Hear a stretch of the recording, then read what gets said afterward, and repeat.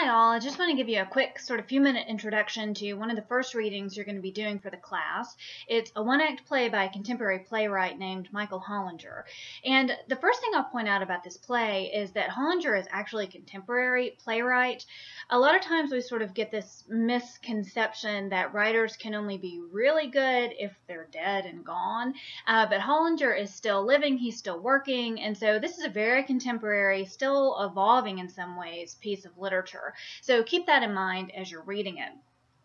I'll also point out that this play was originally staged as part of a literary festival, a dramatic festival called Trepidation Nation, a phobic anthology. So as you read, keep an eye out for phobia as a theme that runs through the play. Look for who's afraid or who accuses whom of being afraid of something, and that should kind of help us unlock some of the meaning of the play. I'll also note that in terms of structure, this is an example of what's called a one-act play. If we're dealing with plays by Shakespeare or any of the other kind of well-known historical playwrights, a lot of times their plays are subdivided into acts, and then scenes is a smaller subdivision of the act. This play is not subdivided in that way. All of the action takes place in one location. Everything is happening in what's probably Vernon's apartment, where he's kind of cooked dinner and he's invited Lucy over, and all of their conversations sort of unfold as one continuous action. And if we were to see this play staged, it would really only take about 5 or 6 minutes, so it's very quick in terms of the action.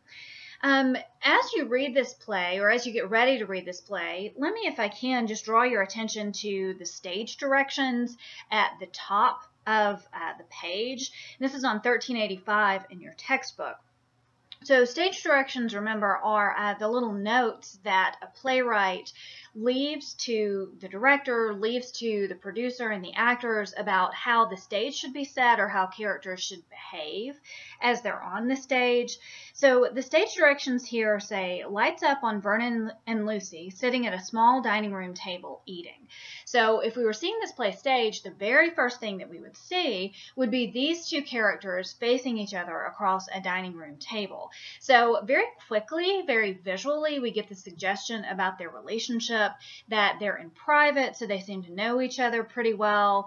And we get the feeling pretty quickly that this is a romantic get-together. It's not, long-lost cousins, or it's not, a student and a teacher. It's kind of a peer-to-peer romantic relationship that these two characters are experiencing. I'll also point out that the next stage directions say there's a small vase with too many flowers in it, or a large vase with too few. So it's very important for the director to communicate to his audience, no matter when or where this play is staged, that there's something a little bit off in the relationship between Vernon and Lucy. And he's not being too specific about whether the vase is too large or whether there are too many flowers in the vase, but he does need to signal visually that there's something that doesn't quite match. So the romance we get in the other opening stage directions, that there's a bottle of wine, that there's steak, all of these sorts of things kind of help to establish, before the characters even open their mouths, that there's something not quite right about their relationship. So as you read through the rest of the play, ask yourself how that not quite rightness unfolds. Ask yourself what motivates Vernon, what motivates Lucy, and what you think the core of the conflict between these two characters is. So once you've read this play and you've read Mistaken Identity, then move on to the quiz, and you'll have a chance to respond in a little bit more detail. Happy reading.